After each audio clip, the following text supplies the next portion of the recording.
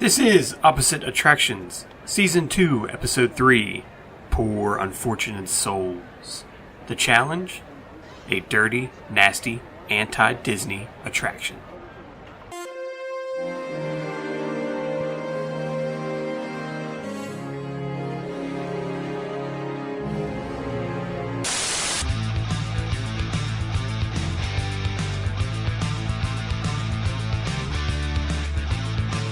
Welcome, ladies and gentlemen, to Opposite Attractions, the happiest podcast on Earth. I am your host, Scottye Moore, joined as always by the Adventurers Club wannabe himself, Jim Murphy. I was going to say north-south, east and west, and Adventurers Life is Best. Jesus. But what happens is in my head, I keep wanting to say east, west, north, or south, all roads lead to Rome from the Jeremy Irons version of Spaceship Earth, and I keep getting them mixed Jesus Christ. I rode that ride at least 35 times, so it's kind of that version of that ride like 35 times. We didn't get to ride Spaceship Earth, and I'm very upset about it. Because, like, as we were leaving... Thank the Phoenicians, man. Yeah, we didn't get to go thank the Phoenicians. Did you visit the Purple Wall? Oh, jeez. Actually, no. I realized something. Firstly, I want to apologize for the fact that we did not record last week, but unfortunately in Alabama we had an inch of snow, which meant that I was trapped away from my home for 3 whole days, unable to do anything. Completely and totally trapped. And then, what's weird is... If anyone ever doubts the fact that Disney is magical, I'm fairly sure I had the flu on Thursday, and I was on a plane to go to Disney feeling perfectly healthy on Friday. Like, I remember getting in the car and being like, oh, I feel like crap, this is horrible. And then, like, halfway there at one point, like, halfway on the road to Atlanta, something snapped in me, and I was like, I'm fine. We're going to Disney World! Yeah! I think I said on this show that I went to Disney last fall, like almost puking and feeling like I was going to die. Yeah. And it didn't really get any better once I got there, but it did feel, but my entire body aching did feel more magical. Well, I had a bizarre moment where I went to Universal and Epcot and I drank all of it. I just drank all of it. But I don't know if it was the fact that my body, because it was so fucking sick, was just like, I guess this is the fuel he wants us to use, because I didn't get drunk. It just felt like my stomach was like this black hole that I was just tossing shit into and praying it would hit. So you went to Epcot and the Magic Kingdom in one day, and then you went to both Universal Studios parks that don't have a volcano in them the second day? Yeah. Which, by the way, Universal was very slow, and we got through almost everything in like 2 hours. I was like, holy shit. Right. I was excited. I was like, yeah. Also, they've updated the Simpsons Ride to have like a second floor, and so what's usually a 40-minute wait was like 10 minutes, and I was like, all right, I can handle that. I did learn a few things. I don't know if we discussed the fact that my girlfriend was afraid of roller coasters on this show. I don't remember. We might have. Well, I think we did say that when you were preparing that you didn't know how she was going to handle some things. Well, yeah. Well, she didn't handle it well. It wasn't the best. Because we rode Big Thunder, which I think might have been a bad decision on my part, because it is a very lengthy roller coaster. Yeah, and it only has, I think, it's only 35 top speed. Yeah, it was 35 top speed. However, it's got a few moments in it where the car stops for a few, so you can kind of just get your bearings. And each time I looked over, and I felt worse about myself as a boyfriend. Each time... I don't do roller coasters. I have a question about Big Thunder. There's not really any part, like, if you go to, like, Cedar Point or, like, a Six Flags, and you ride roller coasters, like, the idea is you're going up a mountain, and there's, like, you're going up a hill, and there's, like, dead space on either side of you, and then you ride the ride, and there's always there's nothing around you. It's just you're on a track. Is Big Thunder's not like that. Like, there's ground underneath around you. There's ground underneath you, and there's actually very beautiful scenery that I feel like you're not like 100 feet in the air with nothing underneath of you. You're just going fast in a circle. Yeah, they don't pull that Mount Everest bullshit where you're going up the mountain and then you can look to your left and see the Magic Kingdom. No, it's got a lot of good scenery that I think distracts people like who are afraid. Didn't distract my girlfriend. She was very much eyes closed and begging. You're just like, look at the goats. Look at the goats. I was like, look at everything around us. It's so amazing. And she's like, I'm gonna fucking kill you when we get off of this. So is that all you rode as far as roller coasters? That's the only roller coaster. Yes, that is. I wanted to ride the next day at Universal. I wanted to ride Mummy and Rip Ride Rocket, but I knew I couldn't. I didn't want to leave her alone for the sheer amount of time it would take for me to wait, so I decided against riding it. I did ride Jurassic Park on my own, which I learned Jurassic Park, the drop at the end of it is 80 feet in the air. Like, I remember being like, it's not that bad. It's probably like Splash Mountain. Splash Mountain is 55. And for Jurassic Park, they were like, oh, why don't we just take this, make it longer, and put dinosaurs on it. And if you look at the splash area, you can actually see how far up it is. And I remember going to my girlfriend being like, hey, do you think you could do this? All it is this one drop at the end. Otherwise, it's just kind of like a cool short ride. And she's like, nah, you have fun with that. It's just 7 Pirates of the Caribbeans. You're fine. Yeah, because she enjoyed Pirates, so I was just like, it's like mathematically 7 Pirates of the Caribbean.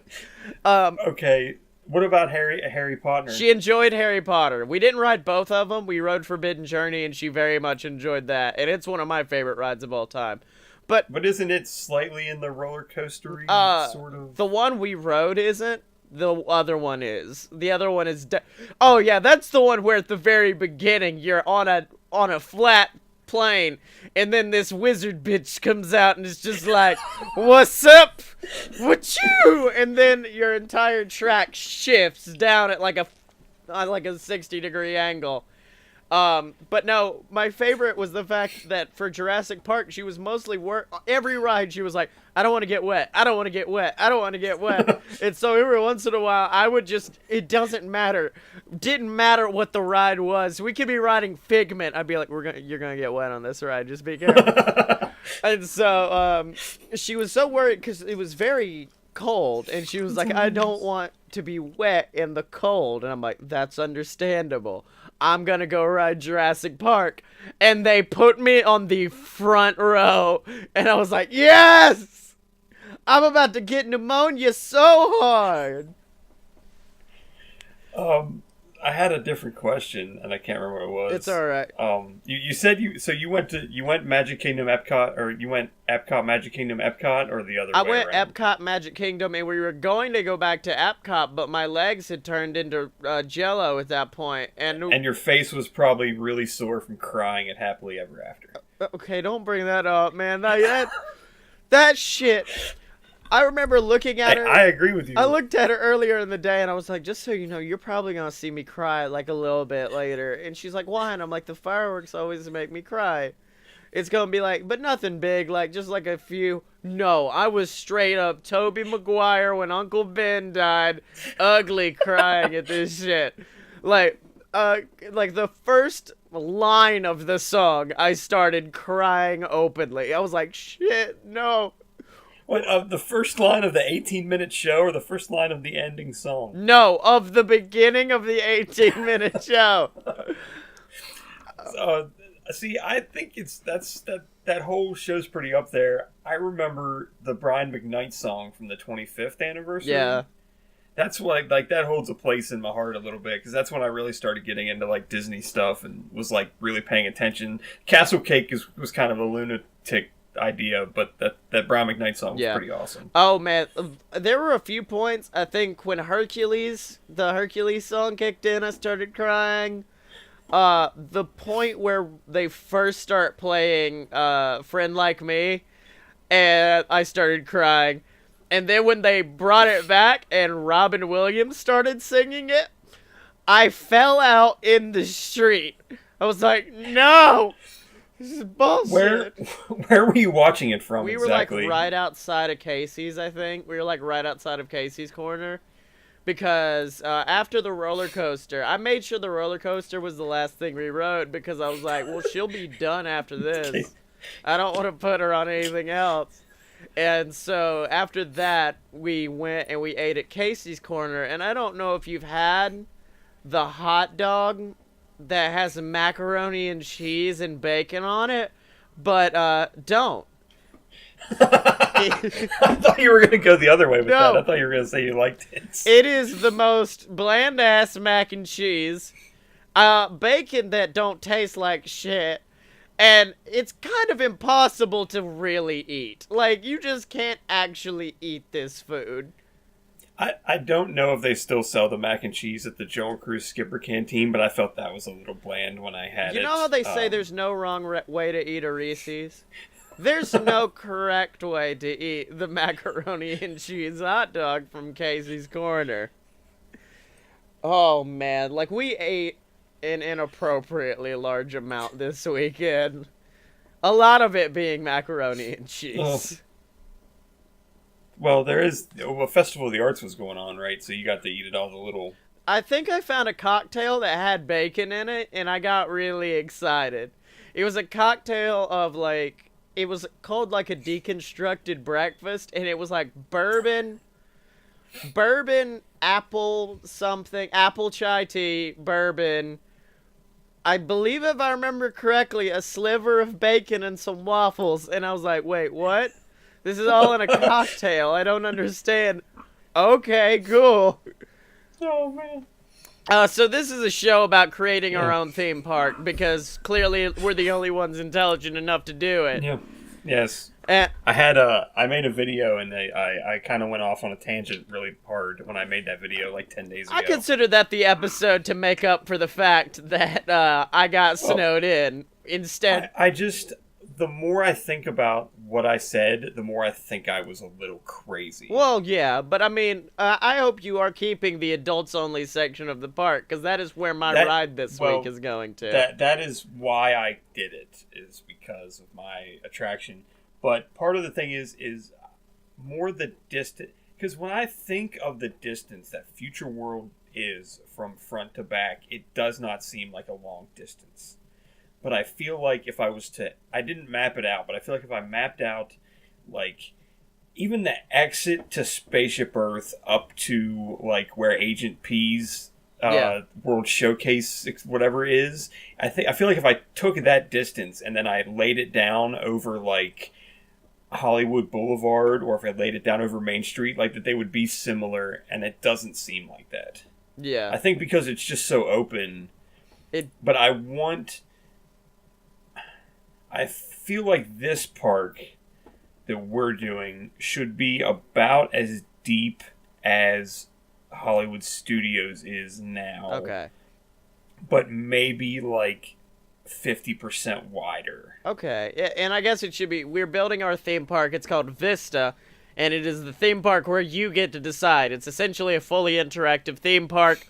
All the rides have, like, either you can create something or stream something. You get their voting systems in place in certain games.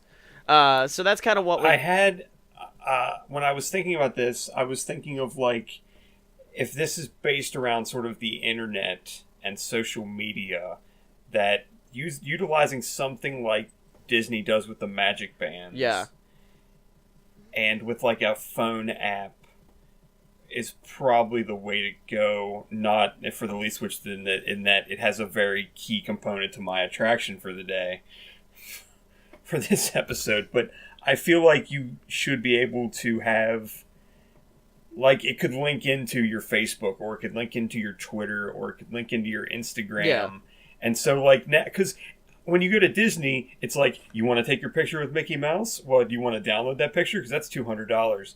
And really, screw all that. I feel like if I'm at our park and I take a video and it's 4 minutes long, that like, yes, it will go into that app and it will be there, but then I can send it other places for free. Yeah. Or even if they didn't charge, even if it wasn't like that, even if Disney was like, hey, you want, like we will videotape you doing this, or we will take your picture, but it's not like costing like $60 or $70 to download a day worth of pictures. It's really annoying. Yeah. And since this park is very internet based, I feel like we wouldn't do that because we're not money hungry. Yeah, I wouldn't do that. At least not starting it off. But of course, every week we do have our challenge, and last week I did pose the challenge to come up with, since we're already starting off with dissing Disney. And you know what? I'm fine with dissing Disney because I called them and the ticket that was on my account was supposed to be able to be used and it wasn't used. Damn you, Disney! You made me buy another ticket. Anyways, and so Ouch. it's so God, dude, I went full fifth day dad for a minute. I was like, "What do you mean this cannot be? I'm sorry. What?" I was trying to get free dining one year, and I called, and I changed my reservation, and they never emailed me saying that I changed it. And when I called back, they said that I had never called them in the first place. Oh, no.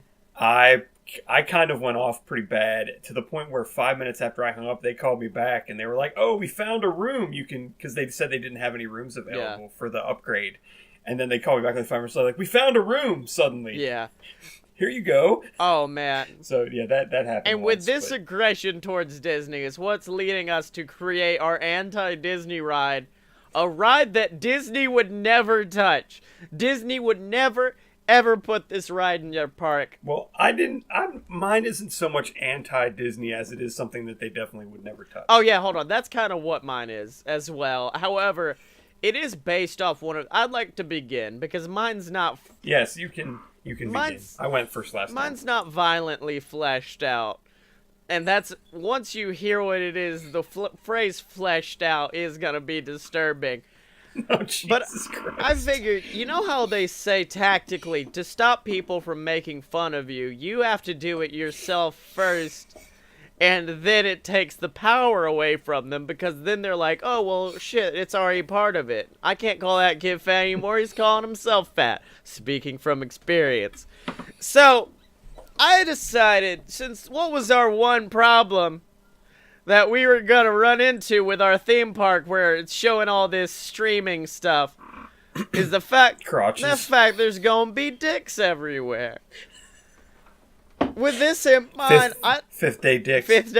With this in mind, I'd like to introduce you to my ride, which was originally called Testes Track, but now I think may just be called NSFW, and it is a ride where you get into a giant dick.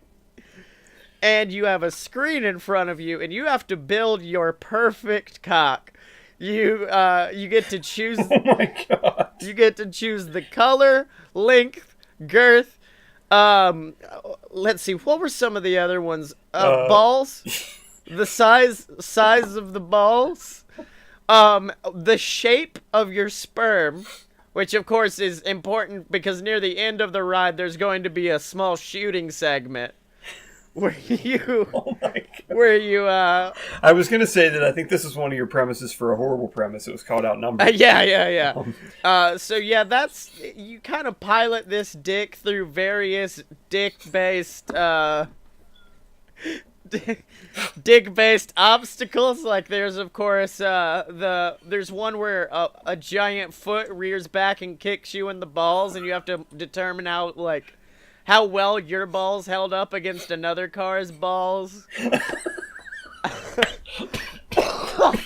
Okay. One of my favorites, of course, is the condom bust, where there's a giant stretched out piece of latex, and it's kind of like the brick wall in Test Track, except instead of like going through it, because that's not what you want with your condoms. You hit it. It catches you, and then it flings you backwards at rapid speeds. How big do you want it? 7. 7? Yeah, 7. Like 7 inches or 7? 7. That's how big it is. It's 7. It's 7. Yeah, 7. And what about the ball? That's a deep track test track cut, please. Oh, dude. Okay, hold on. I thought about this as well. This could be good for, like, tacticalness, is the fact that your balls determine how much you have to shoot in your end game. But if you make your balls too big, then you could get kicked in them. And then, like, that's gonna prevent you from having a successful shooting session later. And I've yet to determine what the shooting section is going to involve and if there will be an egg. But it's Kitchen Cabaret. It's Food Rocks. That's what they did with the animatronics. We bought them and put them up. We put them there. You're gonna shoot Food Rapper. Oh yeah. Tone Loco yell at you while you're shooting him with. So that's my idea for NSFW, the dick ride. We're giving a whole new meaning to the phrase "ride that dick." It's NSFW. Oh man, the billboards for this one are gonna be amazing. All right, Jim, follow that one up. Oh god. Let me get my notes. Oh my god. Okay, so Jesus Christ. Okay. So like I was saying, the first before you went where you went. Before I went dick crazy. So again, I want to utilize some sort of app wristband situation where you would, if you wished, basically, like, not every guest would have to have this, but if you would want to, like, take advantage of some of the social media aspects, you would pretty much have to set up, like, an account, so you would have a profile picture. Okay. My attraction is a theater show that would have an entrance on the non-adult side of like whatever kind of boundary, and it would also have an entrance on the adult side, but the non-adult side would be like the family side would be used during the day, like the morning up to maybe like 8 o'clock, and then like I was thinking like 30-minute shows or 40-minute shows, so like once every hour something. And then, like, the last 2 hours of the day, I really thought that, like, most of the family side of the park would close, and people would be able to... And then, like, in the adult side, stuff would be open, like, a little longer. It's, like, almost like they shoved Pleasure Island in the back of a park or something. But basically, this theater would be in the round. While you would go in the queue, it would the app would know you were in the queue for the theater show, and it would ask you if you would want to upload a picture to their system for that show, and all their rules is basically like, no people in it. That's like, and for the family side, like nothing dirty. Oh, okay. Save that for NSFW, the dick ride. So you go in to the theater, they randomly pick someone from the audience, and it's like Who Wants to Be a Millionaire Play It, except what they do is they put up random like 4 profile pictures, and then those 4 people's like pictures that they uploaded, and you have to match who goes with what. Oh, okay, that's cool. And it's kind of like a comedy show game thing. Like they wouldn't give away like cruises or anything, but they like maybe whoever, if you got picked, maybe they'd give you like 2 or 3 rounds, and maybe you win a shirt or something like that. Okay. But then in the adult side, again, no people, but you could put like you could have tweets. They would like scratch them out so that all you would see was what they would say, and then you'd have to like match them up with whoever. Oh, I really like a similar that. thing. But you could do tweets, you could do Instagram things, Tumblr things. You just have to, and it's just who goes with what, and it's just a little fun game show. It just gets a little more adult like later in the night. So it's almost like the Game of Things. You've basically made the world's largest version of the Game of Things. I don't know what that is, but I will Google it later. It's essentially a game where you get a question. So like just like this is why I've been kicked out of school or something like that. Then everyone writes it down on their answer down on a piece of paper, and essentially it's to make someone laugh. They all turn it in, and then you have to guess who said what. Okay. So, it is kind of like that. Yeah, except it... And it is just separated out through, like, during the day it is very family-oriented, or at least not completely filthy dirty, and then at night it is actually, like, no holds barred. Yeah. Okay, I like that idea. I like that... And during the day, the attraction would be called Picked On, PIC' on, Picked On. Uh-huh. And then at night it would be called Picked Off. Jesus.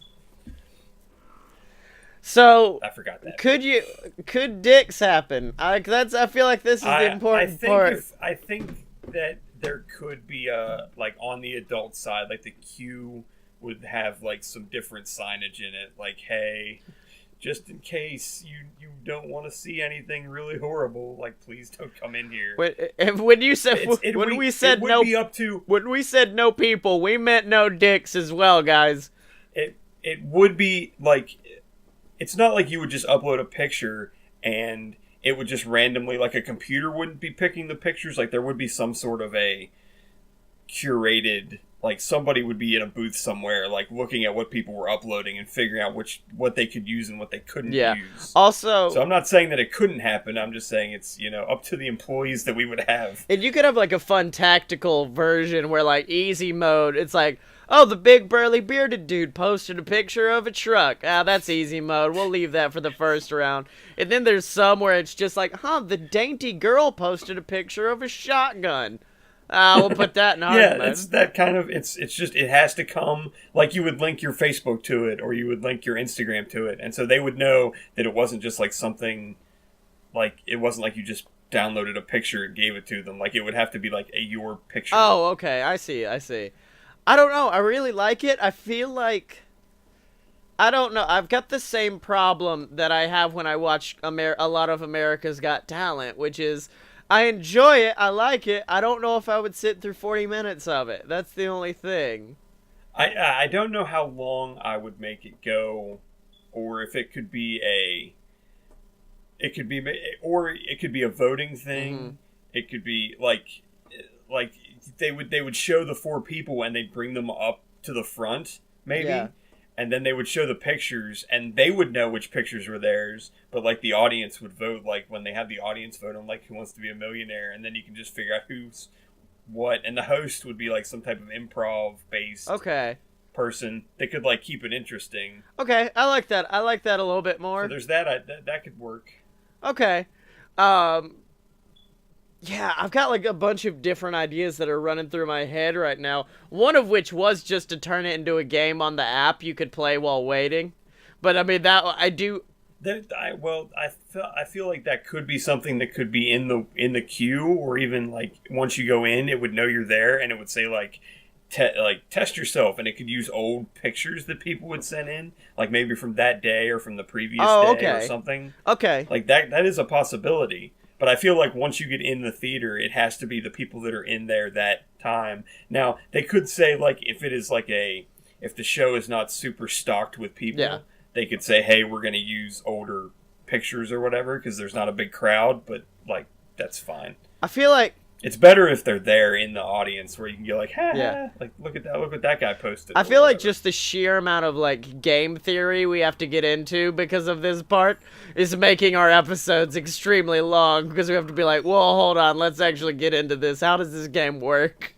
But yeah, I really enjoy it. Now, I don't know. Should we choose between the two? Because I feel like the dick-based ride is a very important part of the...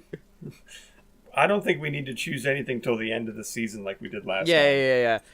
I just love the dick-based ride idea because it is the penultimate. If anybody puts up like a dick in like a Vista Circle, you can be like, dude, come on, you know there's a ride for this. Go do the dick ride. That was the other thing about the layout, is I thought that if you walked in, like, imagine if you walked into Epcot and Spaceship Earth wasn't there and it was just kind of a flat space, and then you got up into that circle where Innoventions was, and then you could just go left or right, and then if you went forward, that's where the drop ride is, and then the adult stuff's behind it. Yeah.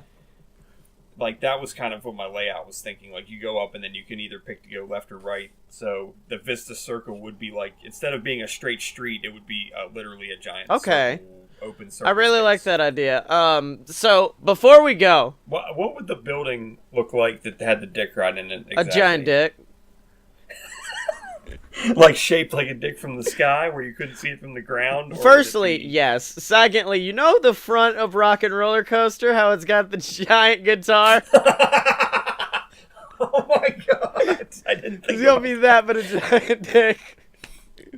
Would a white track be coming out of it, or would it just stretch and get slowly smaller? Yes, stretch and get slowly smaller. And have Steven Tyler at the end giving the shocker. Yes, exactly. This time, no. Steven was like, I learned my lesson from last time. Normal hand. And then we edit in him doing the shocker. We actually do the opposite. I do want to tell one story before we go this week, just because it's something I forgot about. And it was the fact that, firstly, I feel bad because my girlfriend's first ever ride at Disney, her first experience into the magical world of Disney, was in fact Los Tres Caballeros. And we got on this ride, and you know there's this point at the beginning of it where it's revealed that Donald Duck is missing. Yes. There was a child on our boat who freaked the fuck out, and it was the best moment of my life. And his name was Scottye. He was just like, where's Donald? What the fuck happened? Where's Donald? Donald's missing. I was like, oh, yes, my sweet baby boy. I love you.